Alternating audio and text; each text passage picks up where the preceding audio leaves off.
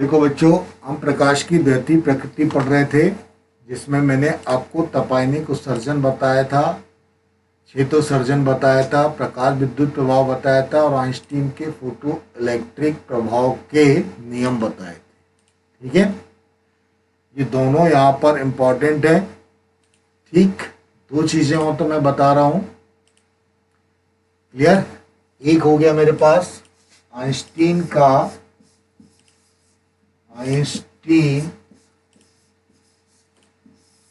Photo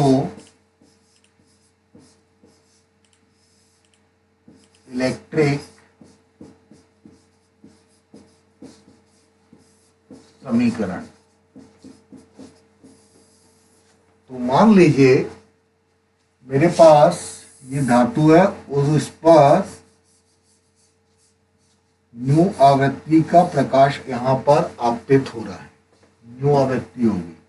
ठीक, तो आवृत्ति कौन सी हो गई हमारे पास? न्यू के मान के बराबर हो गई। तो न्यू आवृत्ति का प्रकाश आता है, तो यह न्यू आवृत्ति का प्रकाश दो भागों में हो जाता है। एक भाग क्या करता है? धातु की सतह से इलेक्ट्रॉन को बाहर निकालता है, और धातु की सतह से जो इलेक्ट्रॉन को बाहर निकालने में ऊर्जा व्यय होती है वो क्या कहलाता है?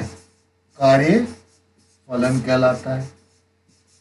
ठीक, और दूसरा भाग क्या हो गया? जो इलेक्ट्रॉन निकलते हैं उनको ऊर्जा देता है। तो ये क्या करता है? काइनेटिक एनर्जी और ऊर्जा को यहाँ पर प्रदान करने लगता है। तो मेरे पास यहाँ पर रिजल्ट ऐसा जाता है, एच न्यू इक्वल टू, ये हो गया maximum kinetic energy of electron, half M B maximum whole square plus work function W naught. आपको आइंस्टीन के कॉन्सेप्ट में मैंने बताया था, वह न्यूनतम ऊर्जा जिससे इलेक्ट्रॉन बाहर नहीं निकलते हैं क्या कहलाता है? उसके नीचे इलेक्ट्रॉन निकलना बंद हो जाता है। व्यक्ति बोल देता हूं, तो अगर मैं न्यूनतम ऊर्जा V मैक्सिमम इक्वल टू 0 कर दूं तो उससे नीचे की आवृत्ति nu equal to nu naught के बराबर हो जाएगी। तो ये मेरे पास क्या आ जाएगा? Nu naught equal to 0 plus W naught के मान के बराबर हो जाएगा। तो W naught equal to H nu naught, और ये मेरे पास दहली आवृत्ति कहलाती है, इसलिए एच न्यू इक्वल टू दिया जाता है half M v max whole square plus h nu naught. ठीक है, इसको ऐसा भी लिख सकता हूँ, half M v max whole square equal to H nu minus h nu naught. तो ये आइंस्टीन के इलेक्ट्रॉन के लिए काइनेटिक एनर्जी का समीकरण होता है, क्योंकि न्यू इक्वल टू कितना होता है? C upon lambda. इसलिए न्यू नॉट मेरे पास कितना आ जाएगा? C upon lambda. इसलिए nu naught equal to C upon lambda naught के बराबर होता है। इसलिए half M B maximum equal to H nu की एच को कॉमन निकाल लीजिए, C upon lambda minus C upon lambda naught. ये भी आइंस्टीन फोटो इलेक्ट्रिक इक्वेशन का एक समीकरण कहलाता है। ठीक है, अब देखिए प्रकाश विद्युत प्रभाव की जो एक्सप्लेनेशन है उसको वेव थ्योरी से नहीं एक्सप्लेन किया जा सकता, पार्टिकल थ्योरी भी है ना, यहाँ पर बहुत अच्छे से एक्सप्लेन नहीं हुई, तो इन्होंने डेल नेचर ऑफ ले लिया। डेल नेचर ये कब पॉसिबल है? जब धातु की सतह पर कोई पार्टिकल आते गए, अर्थात ये कैसा? प्रकाश की प्रकृति द्वितीय है और उससे एक नया कॉन्सेप्ट बताया जिसको हम क्या बोल देते हैं? द्रव्य तरंग।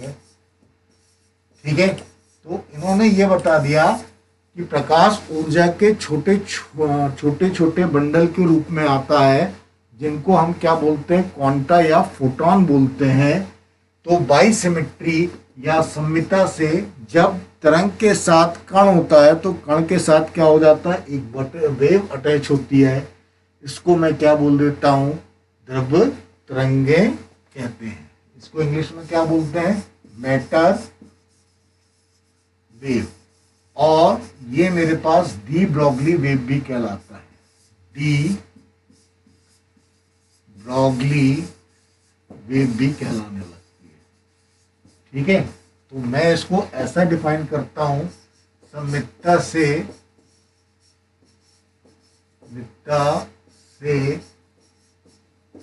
एक गतिमान कण के साथ एक तरंग दैर्ध्य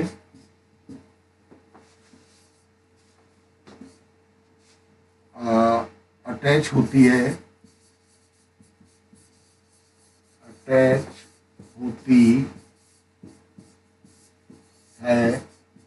इसे द्रव्य तरंग कहते हैं। ठीक है, तो अब हमने क्या मान लिया, माना प्रकाश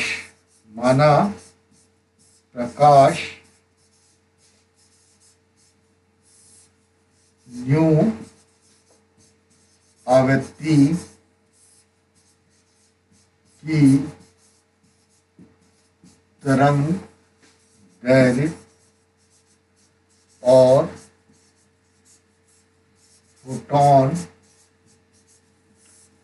के साथ अटैच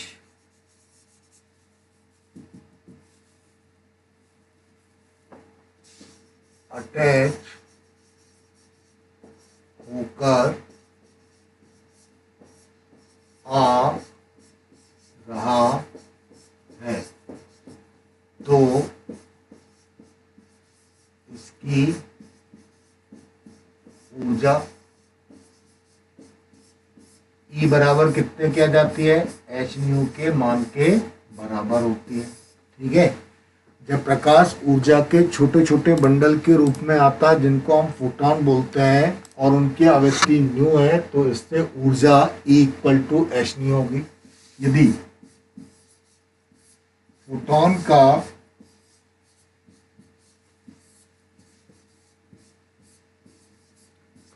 द्रव्यमान m है और वह प्रकाश के वेग c से गतिशील हो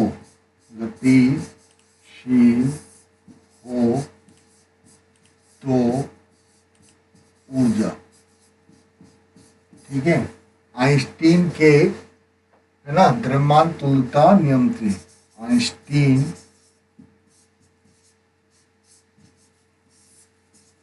के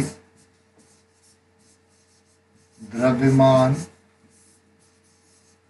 ऊर्जा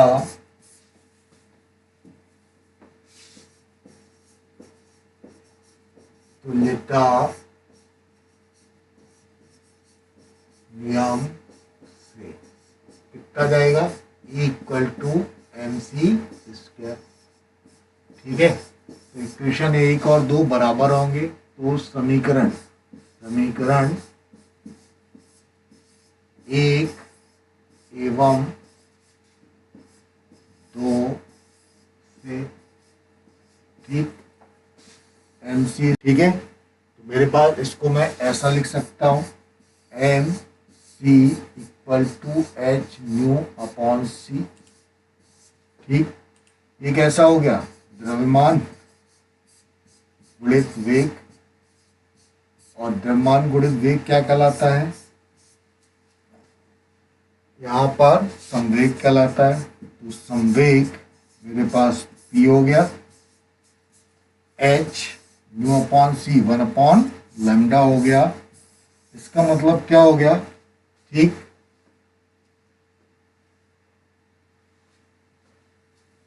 मेरे पास लैम्डा देखूं तो ये कैसा हो गया, H अपॉन P के इक्वल हो गया।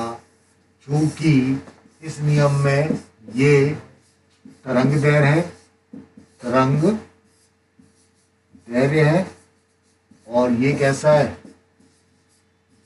द्रव्यमान के कारण संवेग है, ठीक है। यानी क्या हो गया, प्रकाश की दैत्य प्रकृति है। यही प्रकाश का डल नेचर यानी द्वैती प्रकृति कहलाती है। यानी क्या हो गया, प्रकाश आ किसके फॉर्म में रहा है, तरंग दैर्घ्य, लेकिन इसमें कण का भी कॉन्सेप्ट है, इसलिए प्रकाश तरंग कैसा हो गया, हमारे पास द्वैती प्रकृति होता है। इसी को हम प्रकाश की द्वितीयक प्रकृति कहते हैं।